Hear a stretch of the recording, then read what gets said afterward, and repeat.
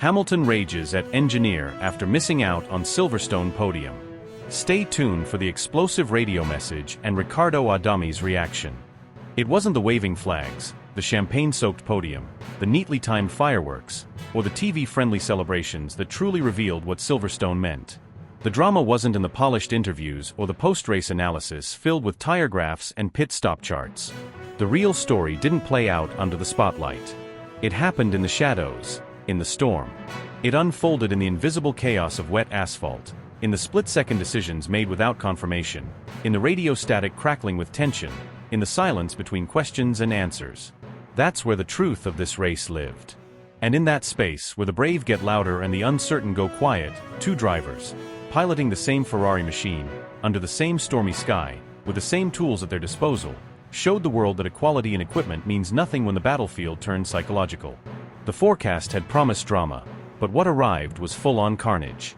Intermittent drizzle morphed into an all-out downpour.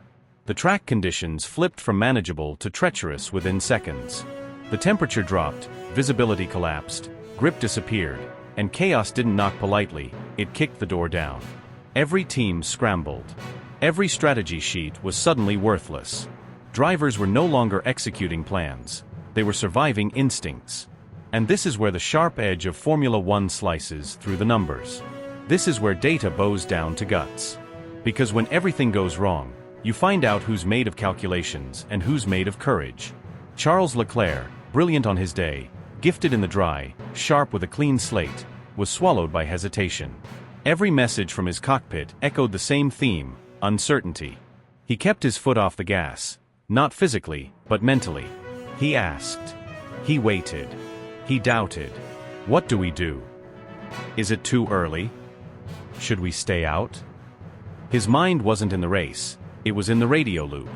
While the track screamed for decisiveness, Leclerc whispered confusion. He wasn't attacking the problem, he was hoping someone else would solve it for him. And in Formula One, if you wait, the moment passes you like a blur in the rain. But Lewis Hamilton? He became the moment. There was no asking, no hesitating, no second guessing. He didn't care about the radar. He didn't care about the forecast. He felt something in his bones that no weather model could compute. His intuition roared louder than any engine. On lap 13, while others were tiptoeing through hydroplaning nightmares, Hamilton read the track like a veteran sniper lining up a shot. He could feel the shift in the car, the water creeping into the braking zones, the tires starting to scream for help, and he reacted with surgical timing. Box. Intermediates. Now. That's all he said. No debate. No doubt. No analysis paralysis. Just absolute, unflinching trust in what he felt. And the garage? They heard that tone and moved like machinery possessed. The kind of pit stop that didn't just change tires, it transformed the race. They didn't question him because his voice didn't leave space for it. It wasn't cocky. It wasn't arrogant. It was controlled aggression, the kind that doesn't ask for control, it takes it. He returned to the track like a hunter unleashed. While others slipped, fumbled, and tried to recalibrate their pace, Hamilton surged forward like the rain had sharpened his senses. The conditions weren't slowing him down, they were unlocking something inside him. He wasn't tiptoeing through corners. He was attacking them. He wasn't waiting for a dry line. He was creating one. He wasn't defending from behind. He was targeting those ahead. And the lap times told the story the cameras couldn't. While others hovered, unsure, Hamilton began carving seconds off rivals as if the stopwatch was his personal weapon. He wasn't just fast, he was relentless. Every lap was faster. Every move was deliberate. He found grip where others found fear. He made overtakes that shouldn't have been possible in that visibility. And he didn't need drama, he brought precision. His car looked balanced on a wire over fire, but never once did it wobble. It wasn't just driving. It was domination. Quiet. Efficient. Ruthless. He started slicing through the field like a surgeon through chaos. Rivals who thought they were safe watched the red blur fly past and vanish into the spray.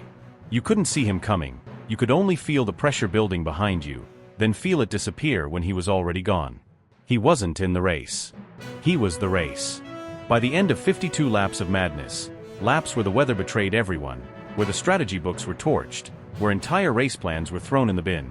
Hamilton had dragged that Ferrari into 4th place. But that number? That position?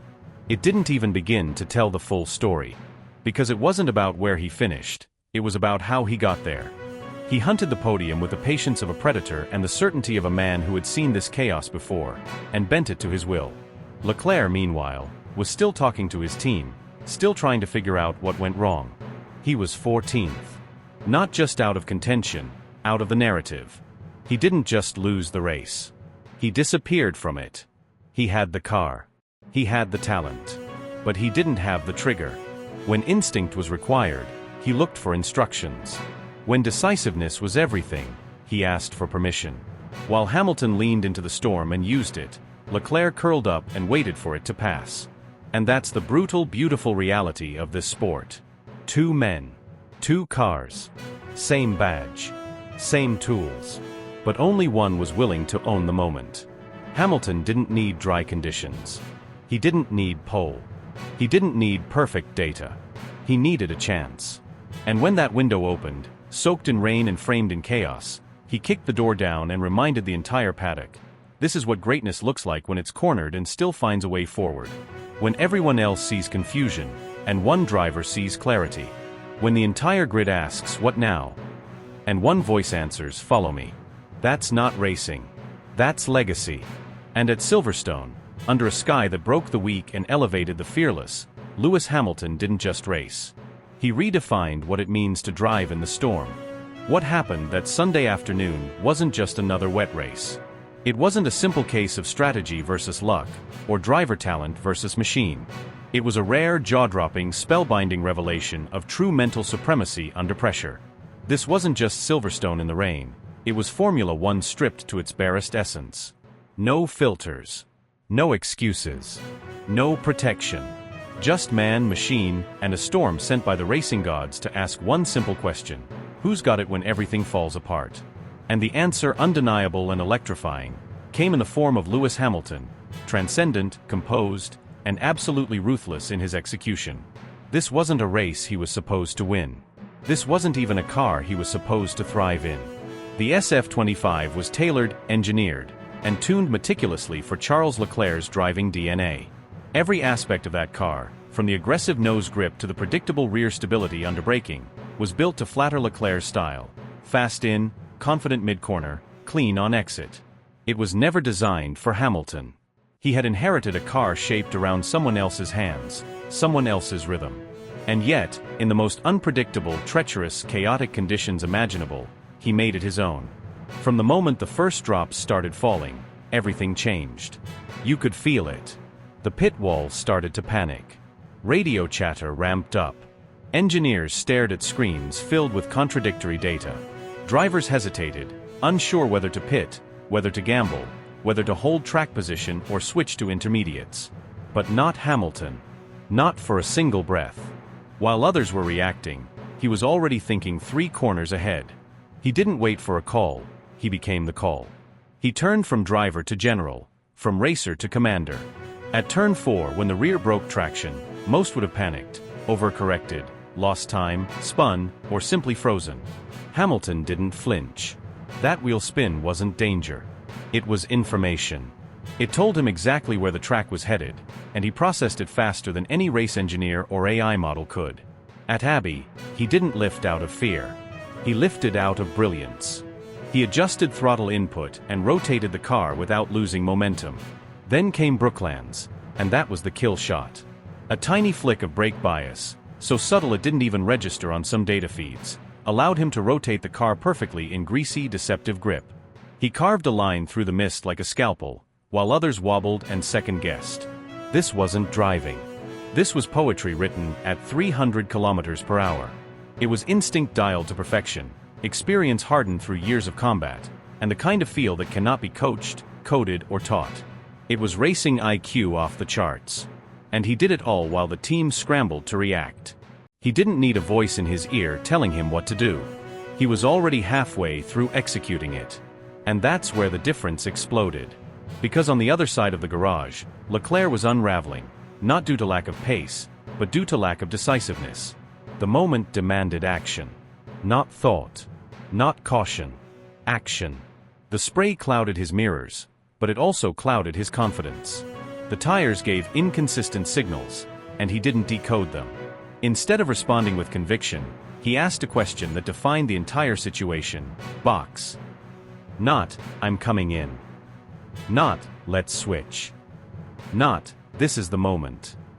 Just box. It was a question wrapped in doubt, a plea for someone else to take responsibility. And the team, as confused as he was, didn't give him clarity. They gave him vagueness. They gave him hesitation. And in that gap, just 2 laps, the race was lost. Not to tire wear. Not to strategy errors. But to a moment of mental silence, where conviction should have screamed. Hamilton didn't need the pit wall. He was the pit wall. He saw the weather, felt the car, made the call, and executed, all within seconds. Leclerc had all the tools. He had the pace. He had the car. But he waited for someone else to take the wheel of the situation. And in Formula One, especially in the rain, waiting is surrender. It's surrender to the elements. Surrender to indecision. Surrender to the driver on the other side of the garage who doesn't blink when the world turns upside down. And this wasn't about luck. It wasn't about Mercedes versus Ferrari. It wasn't about which compound worked better for 5 laps. It was about mental horsepower. Hamilton didn't just outrun his teammate, he outthought, outread, and outled everyone. He was a predator in the fog, hunting in a different dimension of perception and awareness. 5 seconds disappeared. Gone. Leclerc lost them not because he lacked speed, but because he lacked command. The difference was invisible to the eye but unmistakable in the timing sheets. It wasn't about throttle traces. It was about mindset. One driver saw the chaos and charged into it like a warhorse. The other saw the same chaos and reached for backup. And now, Ferrari is staring at a mirror it can't look away from. Because this wasn't a technical loss. It was a psychological unveiling. The SF-25 didn't lose performance. It just responded to leadership. When Hamilton took control, the car listened.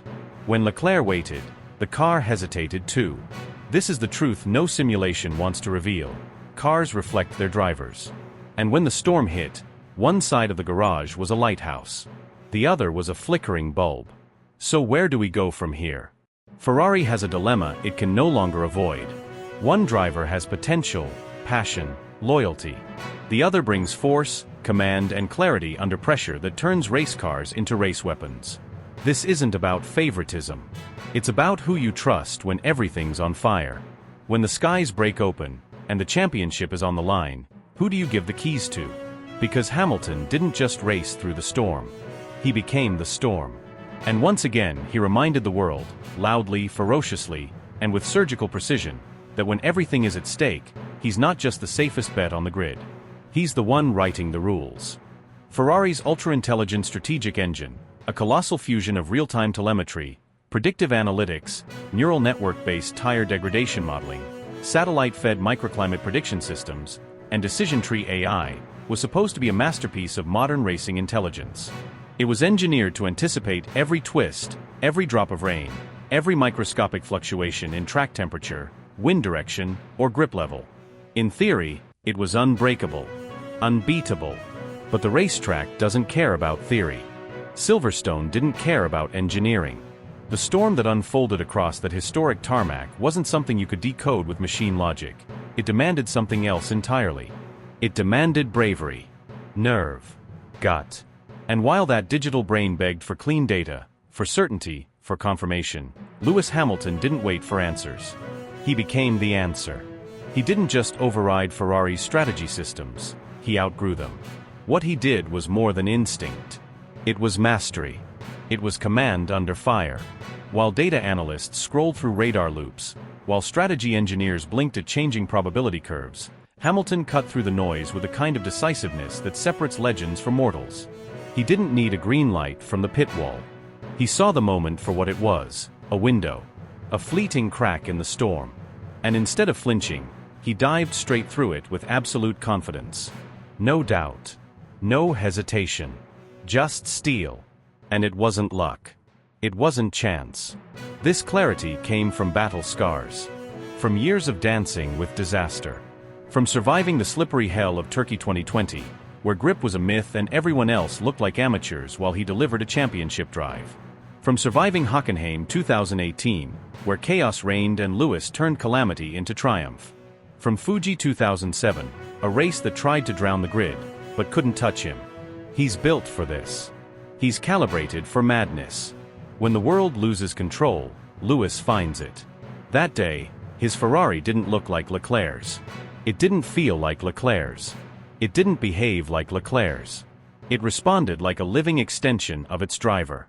And that driver wasn't reacting, he was leading. Not from the front row. Not with clean air. But with absolute certainty in the chaos. He didn't just drive. He hunted. Every lap was a message.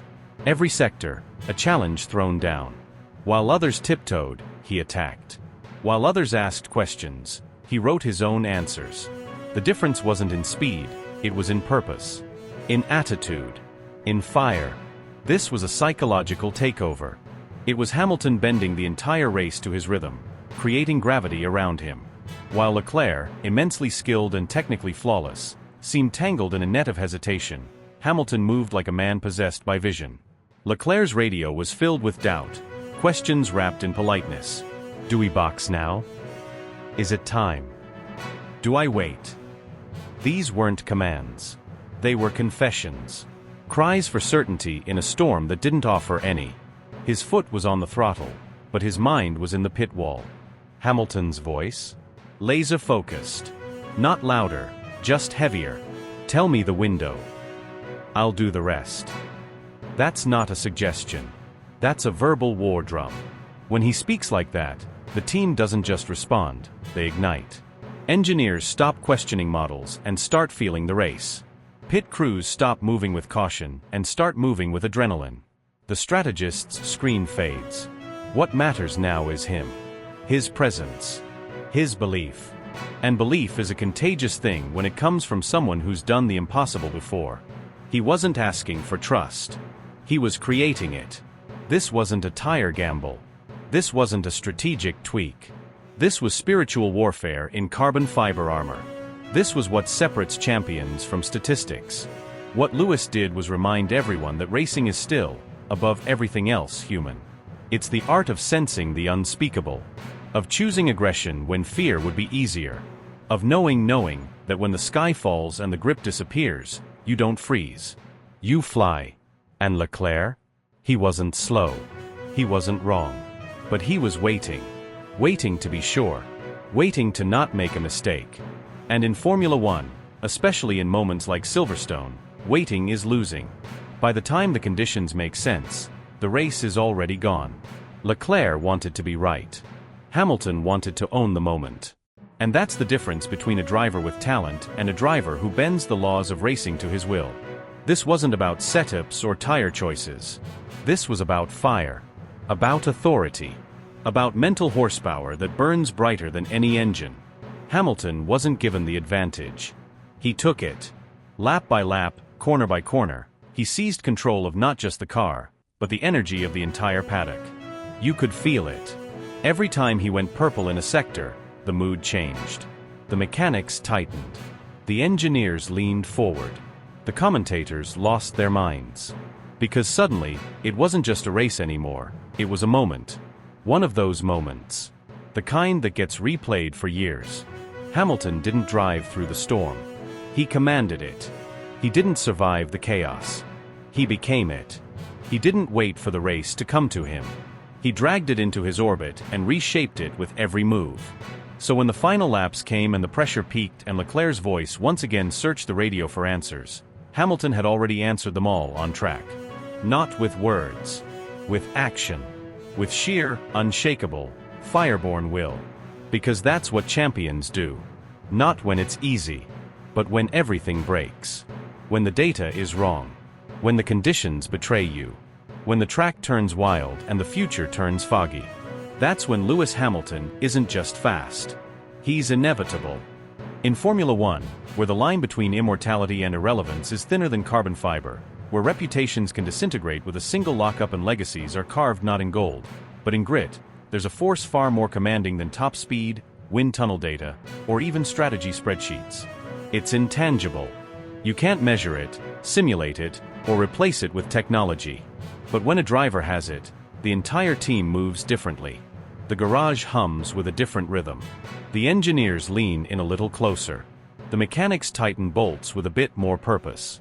That force is trust. And in Silverstone, drenched in British rain and pressure, Lewis Hamilton reminded the world why he is not just a driver, but a gravitational force. This wasn't just another Sunday race. This was a turning point. A silent, seismic shift in the internal chemistry of Ferrari. And Hamilton? He wasn't just competing. He was rewriting the rules. While others tried to survive the storm, he became the storm, methodical, controlled, unstoppable. His every move on track felt less like driving and more like storytelling. There was a plot, a build-up, a climax, and the final act? Pure domination, not in position, but in perception. Charles Leclerc, Ferrari's golden child, came into the weekend with a lead in the points and the emotional backing of a team that had nurtured him, believed in him, and positioned him as the long-term future. But that belief isn't static. It's fluid. It shifts. And on this particular weekend, it bled away. Lap by lap. Sector by sector. Because when the moment demanded composure, adaptability, and genius, Leclerc had excuses, Hamilton had answers. Leclerc's race was chaos. He battled Gasly in the early stages, then fought off Alonso's tactical brilliance, all while struggling with rear instability, unpredictable grip, and a setup that he claimed didn't suit the conditions. His voice over the radio was tense, clipped, desperate.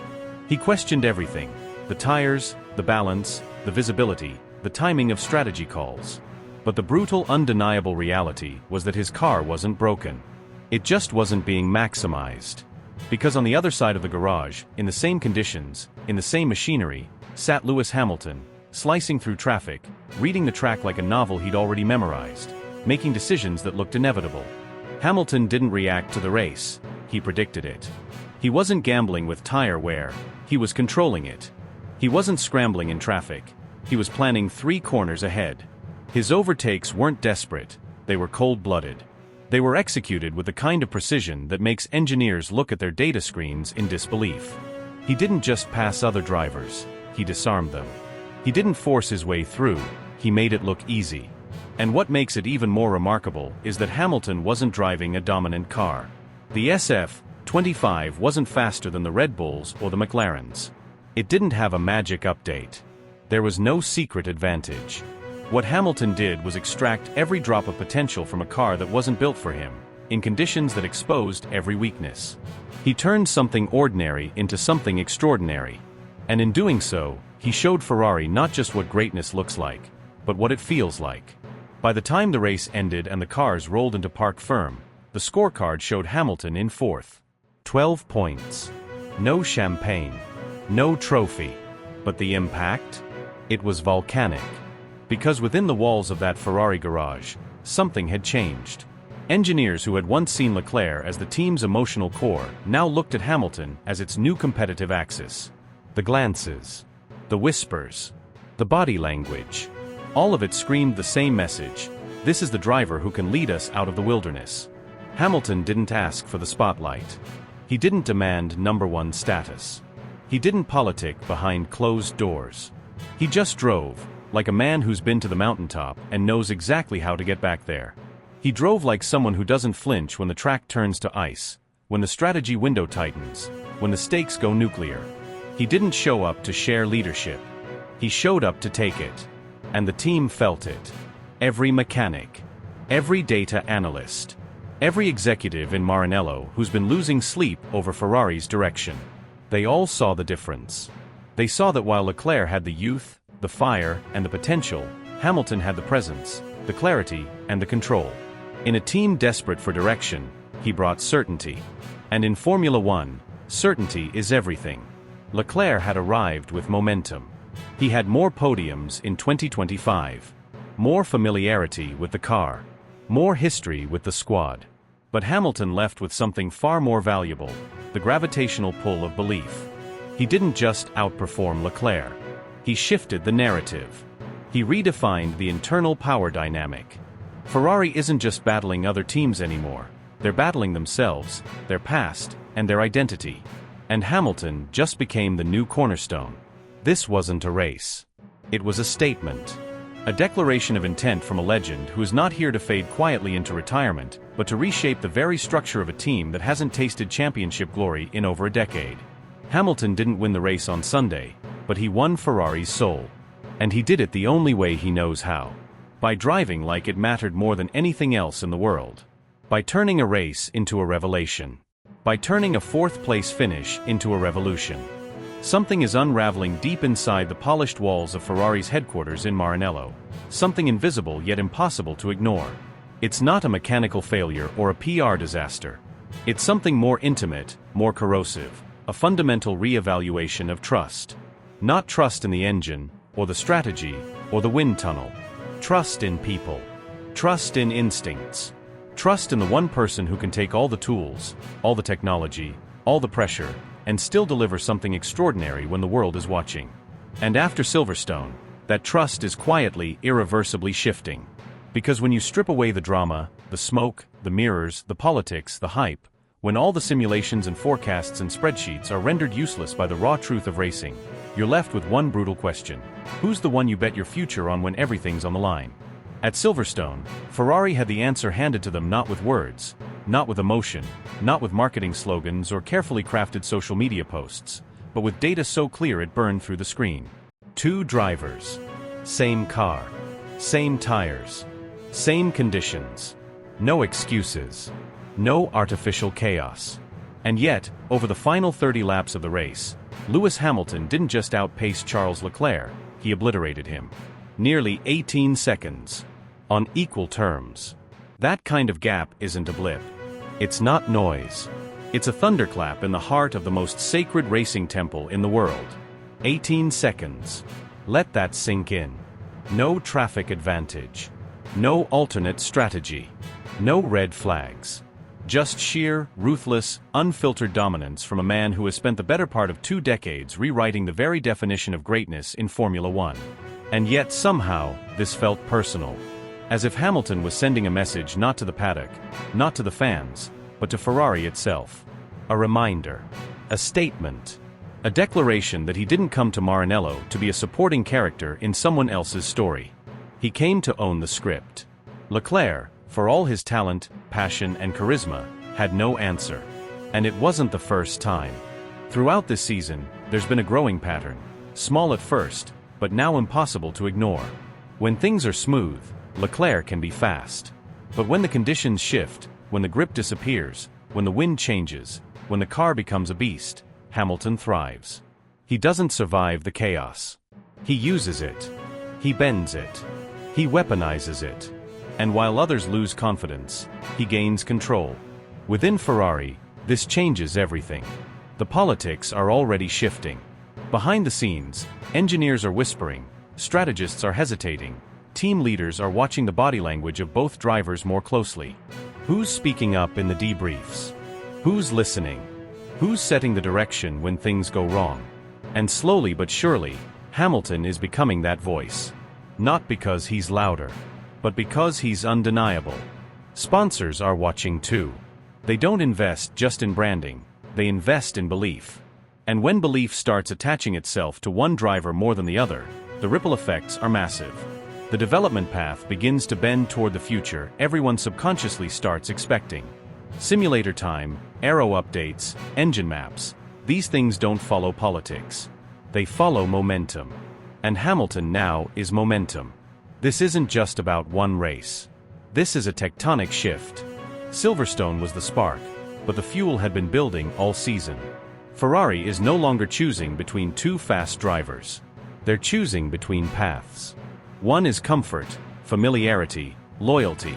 The other is risk, audacity, and the possibility of rewriting history. One path leads to the status quo. The other leads to legend. And Hamilton, without asking, is dragging Ferrari toward that second path. He didn't come for nostalgia. He didn't join Ferrari to play politics or chase one final paycheck. He came to rebuild, to conquer, to do the one thing people said could never be done, Bring Ferrari back to the top his way. Not with hope. Not with dreams. But with execution. Look at what he's doing behind the scenes. He's not just showing up. He's in the factory. He's in the simulator past midnight. He's on the phone with engineers in between races.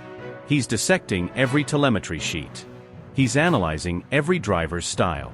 He's coaching the team in ways that go beyond data. He's bringing the Mercedes-level discipline and mixing it with Ferrari's soul. And it's starting to work. You can feel it in the garage. You can see it in the body language. You can hear it in the tone of Bonato's, or now Vasseur's briefings. There's a shift happening. Not declared, but real.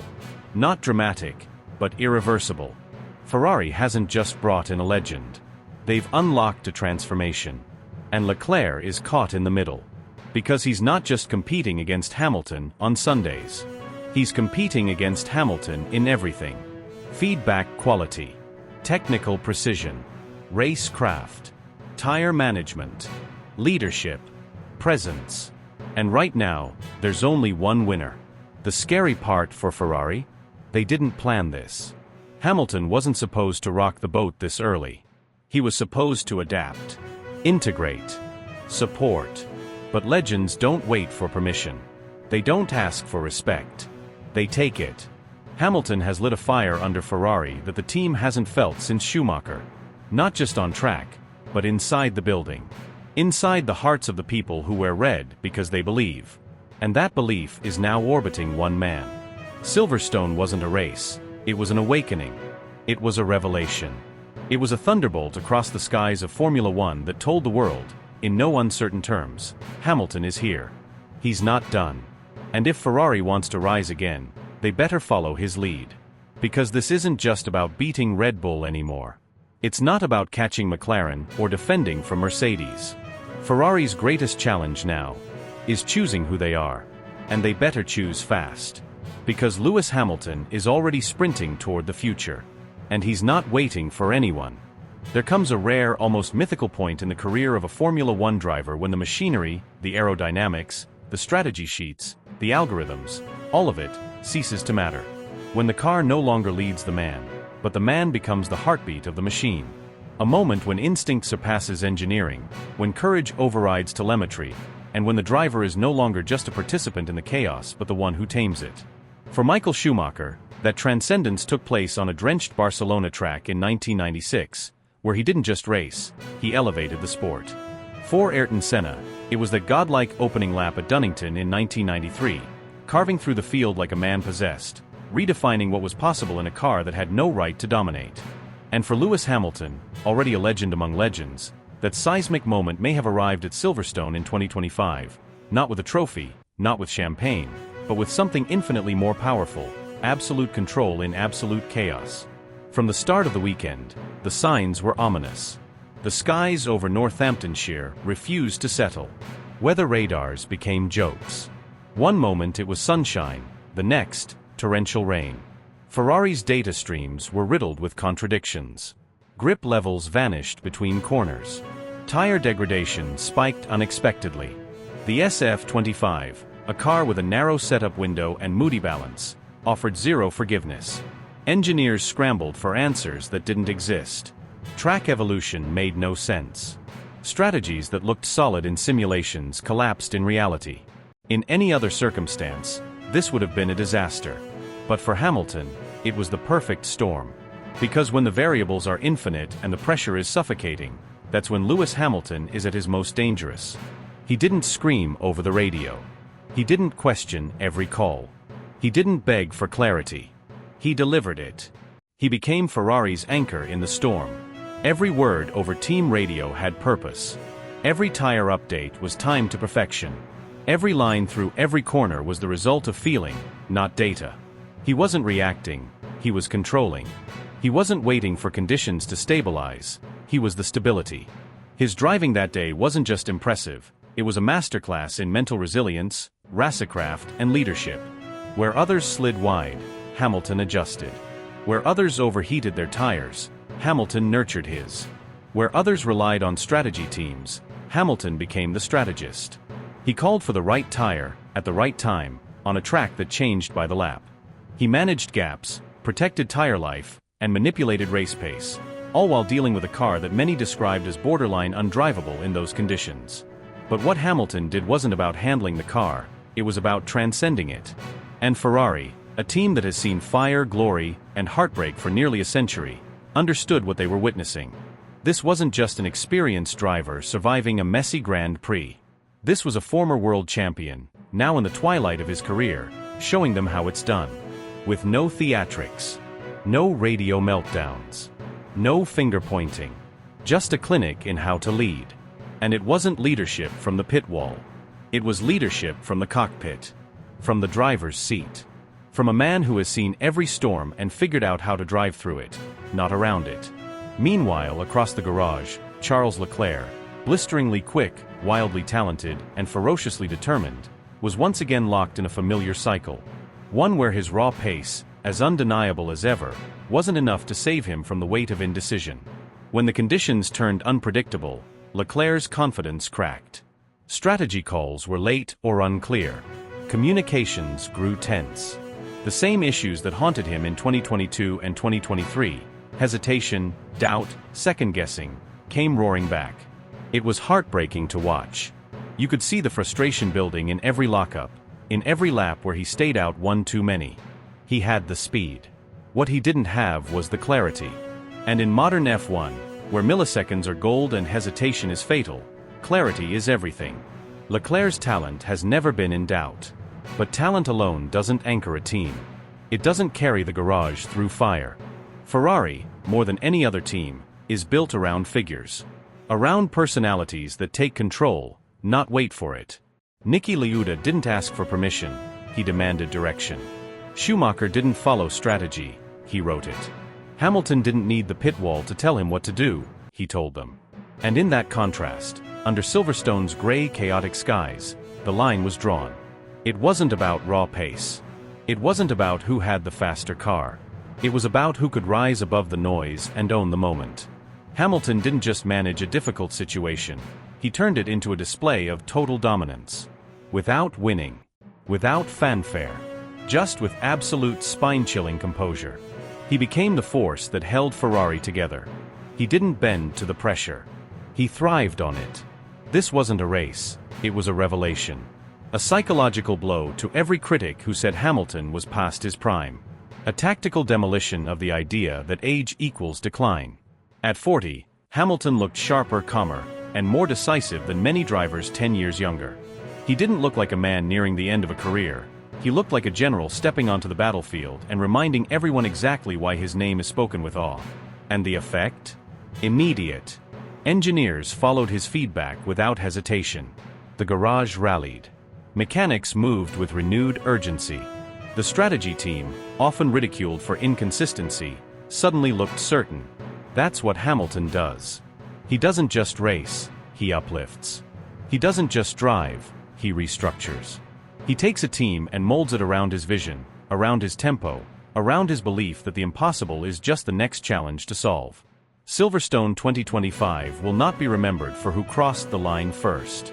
It will be remembered as the day Lewis Hamilton turned confusion into clarity, fear into focus, and noise into symphony. It will be remembered as the moment Ferrari realized they didn't just sign a champion, they signed a commander. A mindset. A force that doesn't shrink in chaos, but expands within it. And maybe, just maybe, that was always the point. That when things break down, when plans disintegrate, when the weather plays cruel games and your machine turns traitor, that's when you find out who's truly made for this sport. And Lewis Hamilton, in that stormy Silverstone epic, didn't just prove he still belongs. He reminded the world that no one owns the chaos like he does. Lewis Hamilton, though still in the early stages of his Ferrari journey, is already orchestrating a transformation so deep, so fundamental, that it defies the usual timelines of Formula One evolution. He hasn't walked into Maranello demanding change through declarations or drama. He hasn't needed to. His influence isn't loud, and it's not theatrical, it's surgical, deliberate, and terrifyingly effective. While others spend seasons trying to adapt, Hamilton has entered Ferrari with the force of a seismic shift, bending the atmosphere around him and realigning the very identity of a team that, for too long, has drifted between confusion and hope. And he's doing it when it matters most. Not during the calm, controlled simulations of pre-race strategy meetings, but in the middle of the storm. When strategy collapses, when weather turns circuits into minefields, when tire degradation accelerates unpredictably and telemetry becomes unreliable, that's when Hamilton thrives. That's when he speaks, not with panic, not with doubt, but with command, with clarity, with a presence that says I've been here before, and I know exactly what needs to be done. He doesn't just make decisions. He owns moments.